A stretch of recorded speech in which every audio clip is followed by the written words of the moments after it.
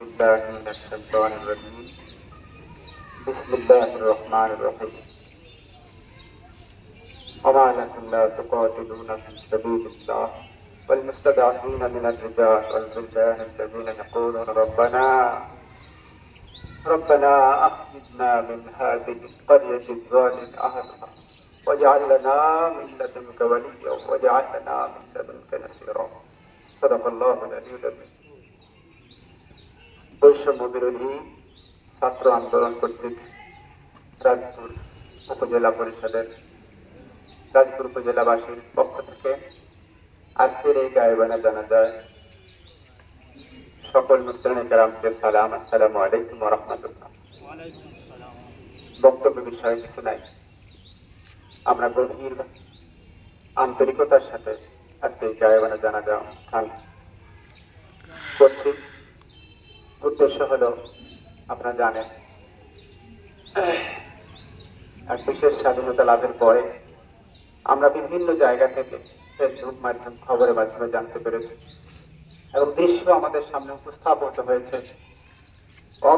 অগণিত শিশুদের লাশ কবর থেকে, এক কবর থেকে 5-7 জন করে বের করা হয়েছে।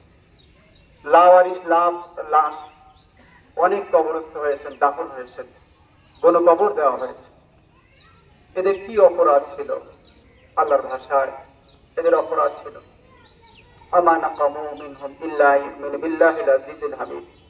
প্রশংসিত আল্লাহ তাআলার প্রতি বিশ্বাস স্থাপনই এদের চরম অপরাধ ছিল।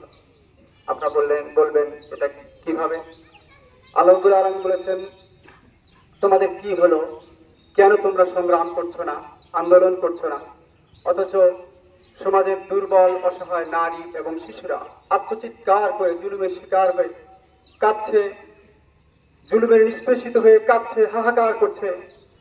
হে আল্লাহ, হে আমাদের রব, এই অত্যাচারে আর সইতে পারি না, তোমার পক্ষ থেকে আমাদের জন্য পাঠাও অভিভাবক, সাহায্যকারী, বন্ধু।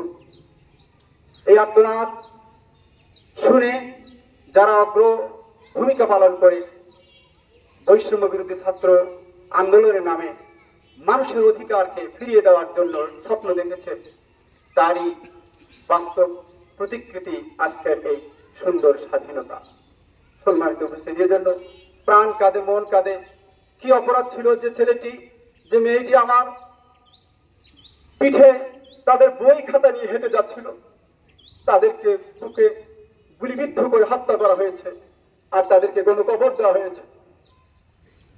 আজকে ওই বাবা মার কি অবস্থা, যারা তাদের শিশুকে আর খুঁজে পাচ্ছে না, যাদের শিশু এভাবে কবরস্থ হয়ে গেছে, যাকে বিদ্যালয়ে পাঠানো হয়েছিল তাকে শেষ করে দেওয়া হয়েছে। সম্মানিত উপস্থিতি, আল্লাহর ওই বাণীকে লক্ষ্য করে জুলুম থেকে, পেছন থেকে মানুষকে বাঁচাবার জন্য যারা এই কাজটি উদ্যোগ নিয়ে আজকে দেশকে একটি মুক্ত স্বাধীন বাতাস প্রবাহের ব্যবস্থা করেছে, আমরা তাদের জন্য গভীরভাবে দোয়া করি। এরাই তরুণ প্রজন্মের প্রতীক, আগামী দিনের ভবিষ্যৎ। এরা আমাদেরকে দেখাবে, আমরা তাদের পথ মতো চলবো এবং এই দেশকে নিরাপদ রাখার চেষ্টা করবো ইনশাআল্লাহ। আল্লাহ আমাদেরকে তৌফিক দান করুন। এই ছাত্র বন্ধুরা, আমাদের ছেলে মেয়ে, এরা রিকোয়েস্ট করেছে উলামা মাসায়েখ কল্যাণ পরিষদের আমাদের কাছে এসেছে এবং তারা বলেছে আমরা একটা গায়েবানা জানাজা করতে চাই, আপনারা যদি আমাদেরকে সহযোগিতা করেন। সে কারণেই তাদের আবদারটুকু রেখে আমরা তাদেরকে অনুমতি দিয়েছি এবং তাদের সাথে তাদের পাশে থেকেছি এবং আজকের এই আহ্বানে আপনারা এসেছেন, সেজন্য আপনাদের জন্য কৃতজ্ঞতা জ্ঞাপন করছি এবং মোবারকবাদ জানাচ্ছি।